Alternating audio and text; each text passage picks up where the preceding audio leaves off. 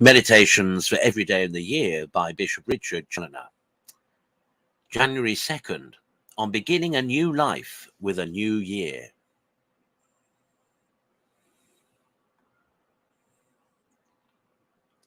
Consider first, how many years of your life are now past and gone? How long it is since you first came to the knowledge of good and evil? And in what manner you have spent all this precious time, given you for no other end, but that you might employ it in the love and service of your God, and in securing the salvation of your immortal soul.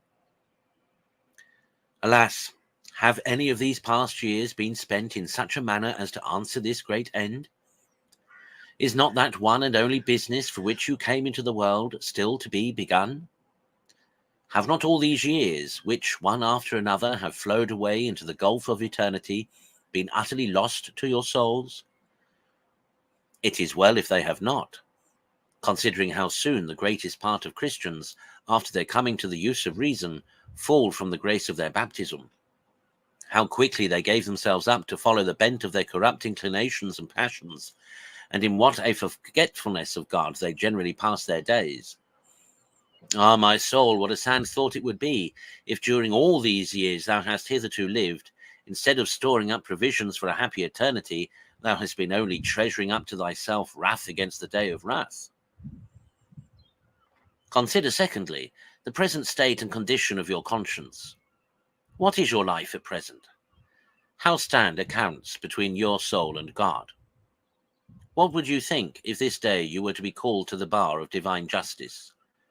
Would you not earnestly desire a delay? Alas, how few live in the manner in which they will be glad to be found when death shall overtake them. And yet they are not ignorant that death generally comes when least expected, and that, generally speaking, as men live, so they die. Ah, my soul, deceive not thyself, not suffer thyself to be imposed upon by the enemy.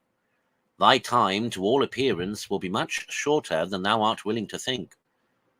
This very year, perhaps, may be thy last. It will certainly be so to many thousands who expect it as little as thyself. Set then thy house in order now.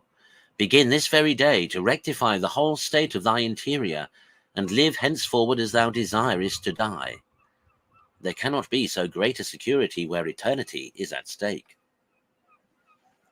Consider thirdly, that the mercy of God has borne with you for so many years past, and, notwithstanding all the provocations of your repeated crimes and perpetual ingratitude, has brought you now to the beginning of this new year, out of a sincere desire that now at least you might begin a new life, and such a life as might secure to your soul that true life which never ends.